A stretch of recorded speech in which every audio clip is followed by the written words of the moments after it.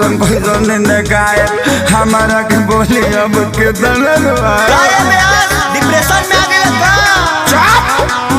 भगवान कैसन कैसन दिन देखाए हमारा के बोली अब के तना दबाए पवन माचा मिले रौरा हमारा बाराबादी में हमारा बाराबादी में। हेलो हेलो हेलो, जो भी बाराती भाई लोग खाना नहीं खाए हैं कृपया द्वार पे जाके खाना खा ले। ए भाई हाँ ये गांव के हुआ। हाँ हाँ ये का करे के बा बोल रहा तो करे के का बा बरतिया है लियावा खाना खियावा। काहे भगवान तू कैसन दिन देखो लो हमरे के अरे जोरे मन रखो नी चलो चलो पतल लियावा। आज पतल चलावे के पराता हमारा अपने लभर के शादी में आज पतल चलावे के पराता हमारा अपने लभर के शादी में।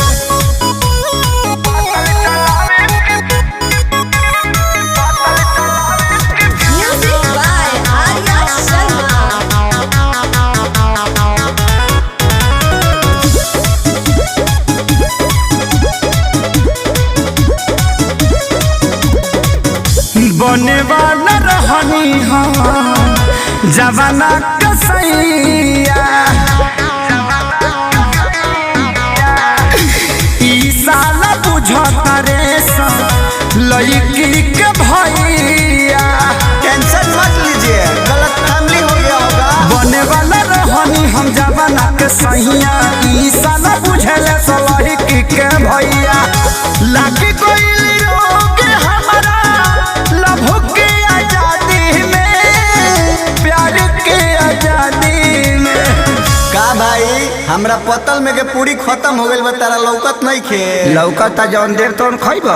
अरे तनी पानी वाला के भेजा भाई, पुलाव दो तनी एने पुलाव दो। पुलाव पुलाव पुलाव पुलाव ए भाई दुगो पूरी दो एने। तीन कोड़िए सिंखला खइबा। ई कौन आइटम है यार? आज पतल चलावे के पराता हमारा अपने लभर के शादी में आज पतल चलावे के पराता हमारा अपने लभर के शादी में।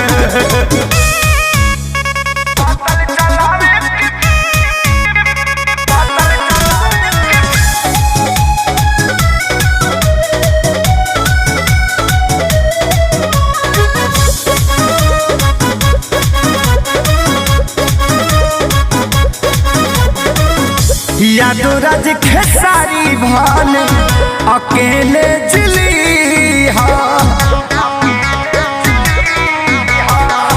बगल वाला गाँव के लड़की सन के दिल नदी ओए भैया एकरा अलावा कोनो ऑप्शन नहीं। यादो राज खेसारी अकेले जिली बगल गाँव के लड़की सन का दिल जाने दिया फंस गई हम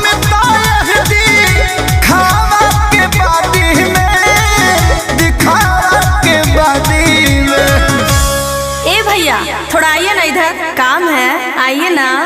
ए भाई तारा के बोला कि जाना नहीं भैया मैं आपको ही बुला रही हूँ। हमरा के? हाँ का भगवान अब कतना बुरा दिन ले जाइबा हमार बता दी। आज पतल चलावे के पराता हमारा अपने लवर के साथ में।